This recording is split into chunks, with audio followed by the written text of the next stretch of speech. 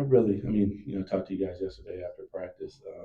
It's always for me about our fan base, how incredible they are, and they continue to support through all the ups and downs that we've experienced over all these years. So just um, a tremendous amount of gratitude for who they are, how they go about their business, how they support us through and through. Uh, in my opinion, the best fans in the business.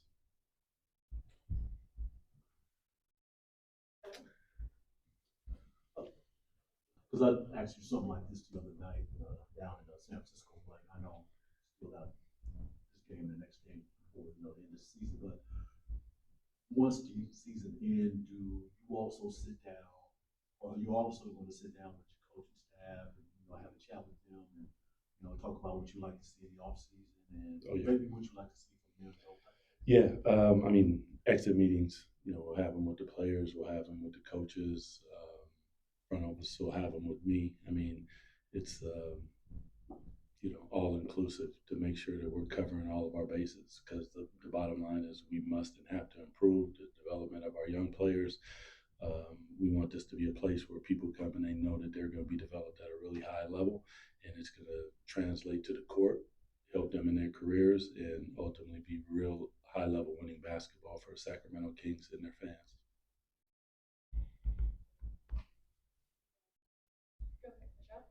Coach, just DeMar honoring him tonight. What's he meant to this franchise and for you guys and his career overall? Man, I tell you, Michelle, I talk about this, it seems, daily because every time I come up here, he's like passing like Oscar Robertson or somebody, and it's just incredible to watch history before your eyes.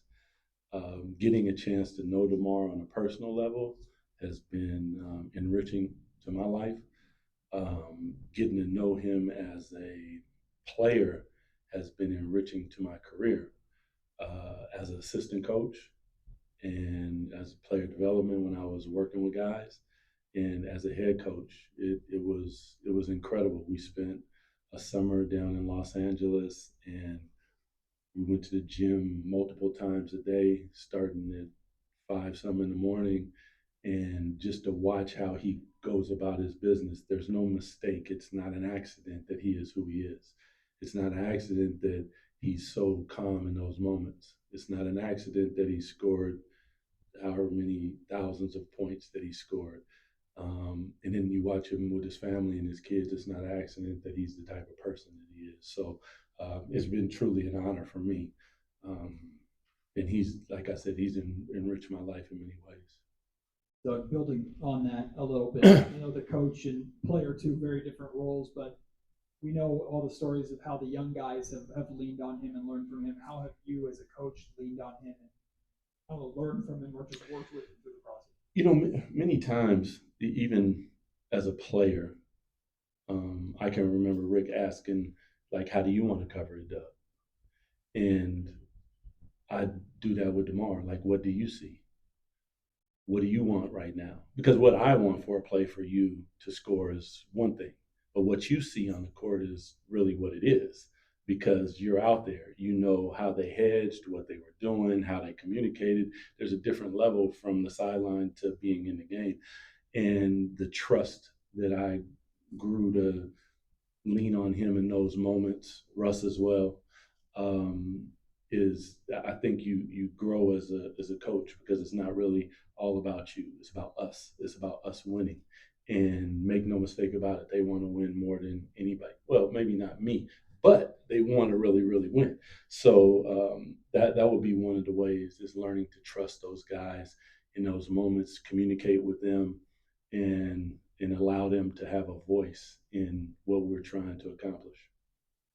Doug, you guys have another game tonight. The Stockton Kings are playing as well. How much has that relationship helped the parent club and being able to send guys back and forth and their success? How has that bled into what you guys are trying to do? You see my notes, obviously. I was getting there. I was getting there because I really, first and foremost, want to congratulate them.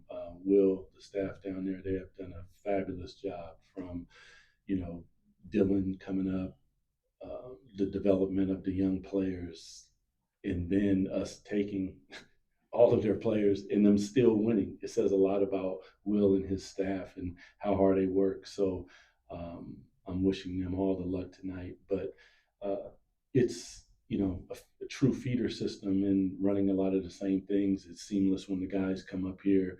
Daquan Jeffries came up and I was like, "Do you know this?" He was like, "Oh yeah, we run that." I'm like, "Oh, thank you. That works." I mean, are there some differences? Yes, but the point is the bulk, the base, the standard of what we're trying to accomplish is the same. And Will and his staff have done a tremendous job. Doug, what's up? What's up? I remember Doug Collins telling me once that managing aging superstars is one of the trickiest dances that a coach will ever do in the NBA. I won't say aging, but a couple guys that are approaching winter, with Russ and DeMar, have been productive and poured into the young guys. And how do you manage that kind of nuanced dance and having some of those conversations and balancing all those elements at one time? It seems to have worked out really well because we haven't seen any outward shows of volatile frustration. I mean, you get them from time to time, but to be honest with you, that doesn't bother me because really it shows that they care, and that's what we want is people who care. So that's not always a bad thing. Like confrontation isn't always bad, but I would say again, Mark, it'd be more of the leaning on them and the ability to listen to them. They've seen every coverage, they've seen every pick and roll, offensively, defensively. So understanding that and allowing them to also have a voice to help their teammates. They communicate with them.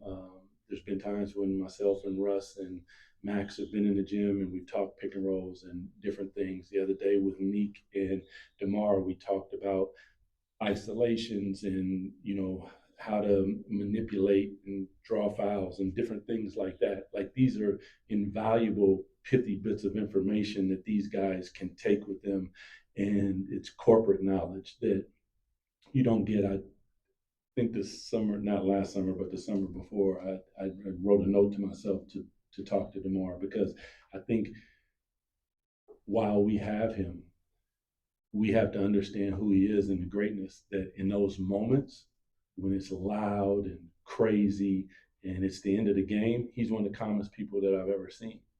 So can Neek, can Keegan, can DeAndre, can you guys learn from that? Like, where does your mind go? What are you thinking about? What are you seeing? How have you let the game prior to this moment dictate that moment? Meaning that where you catch it, what the defense is doing, all those little things, the more you're able to process, the slower the game slows down. And his computer chip is like super high level, man. So, I can't say it enough, you guys. Those two, to watch them move up the charts and to see how they deal with their teammates and help their teammates has been truly, truly an honor. Yeah. I got one more thing.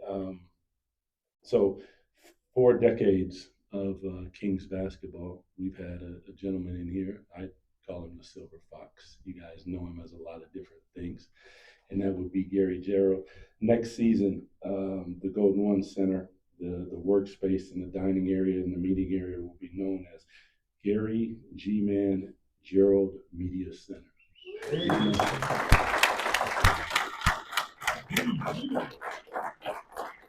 You know we love you, brother. Incredible ride. Yeah. The silkiness of the voice, the cadence and the calls. To all those people who listen, they're blessed.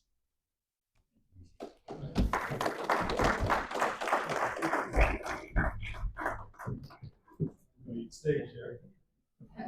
Brother, we're going to stage. Yeah.